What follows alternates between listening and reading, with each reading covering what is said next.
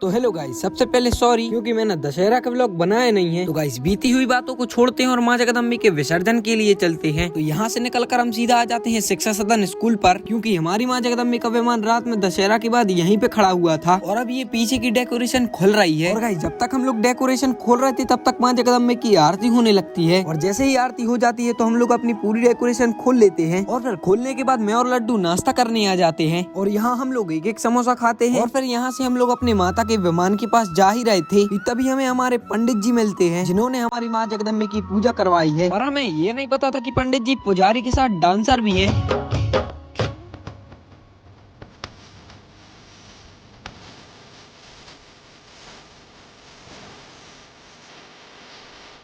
और फिर गाइस पंडित जी का डांस देखकर हम लोग मीठा पान खाते हैं और फिर माँ जगदम्बे के विमान के यहाँ जाते हैं। कुछ ही देर में विमान निकलने लगता है, जिसके बाद हमारी पूरी समिति चिकनाबाद के लिए निकल जाती है, जिसमें कुछ नाचते बजाते जाते हैं तो कुछ दुखी मन से। और फिर यहाँ से हम लोग सीधा चिकनाबाद के लिए निकलते हैं। और माँ जगदम्बे का रूप आज थोड़ा उदास सा लग रहा था और मुझे भूख लग रही थी, तो रास्ते में मैं और लड्डू फिर से खाने आ जाते हैं, जिसमें लड्डू फुल्की और मैं समोसा खाता हूँ। और खाकर यहाँ से निकलते हैं तो देखता है कि संकट मोचन की माता खड़ी है, अभी चिकनाबाद के लिए निकली नहीं है। और इस बार हमारे यहाँ की सबसे बड़ी मूर्ति संकट मोचन की ही है और यहाँ पर संकट मोचन की माता की आरती चल रही थी। तो हम लोग यहीं पर रुक जाते हैं, क्योंकि माँ जगदम्बे की आरती हम लोग ऐसे ही थोड़ी छोड़ेंगे। और जैसे ही आरती संपन्न हो जाती है तो हम लोग यहाँ से निकल जाते हैं और थोड़े ही आगे आकर देखते हैं कि गुल्लू चाचा पानी पाउच बांट रहे थे। तो इनसे पानी पाउच लेता हूँ और कुछ ये करता हूँ।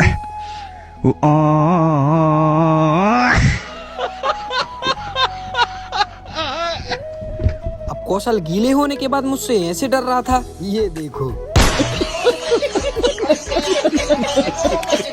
और इसके बाद पंडित जी हमें फिर से मिल जाते हैं, जो कि चाची लोगों के साथ खतरनाक ही डांस कर रहे थे। और पंडित जी ने तो कमाल ही कर दिया, क्योंकि सबको पकड़ कर लेके आ रहे थे और उनके साथ डांस कर रहे थे।